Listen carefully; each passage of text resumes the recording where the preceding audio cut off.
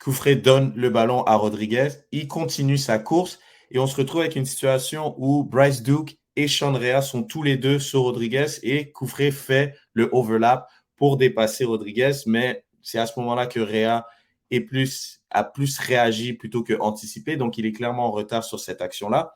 Puis là, comme vous pouvez voir à l'écran, j'ai noté aussi qu'il y a un marquage homme à homme, c'est pas un marquage de zone, mais vraiment man-to-man, et chaque défenseur a un joueur du New York City FC. Sauf on peut voir là que Waterman, face à Pellegrini, le buteur, il est quand même assez loin. Mais pour l'instant, il n'est pas vraiment dangereux et on peut se dire que Waterman, il a un œil sur lui, il sait qu'il est loin, il va rentrer dans la surface, mais il est quand même conscient qu'il est présent.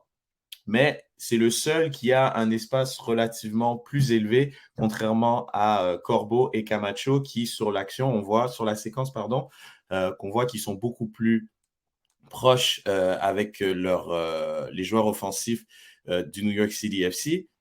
Ensuite, comme je disais donc, Rea en retard, ce qui laisse beaucoup plus de temps et d'espace à Koufré d'ajuster son centre. Et puis là, l'écart, il est encore élevé. Et là, c'est un problème parce que là, on se retrouve dans la surface de réparation. On se retrouve à un 2 contre 3 en faveur du CF Montréal. Donc, à ce moment-là, au niveau du marquage, Waterman, on voit Teles Mayo, si je ne me trompe pas, qui est surveillé par Camacho.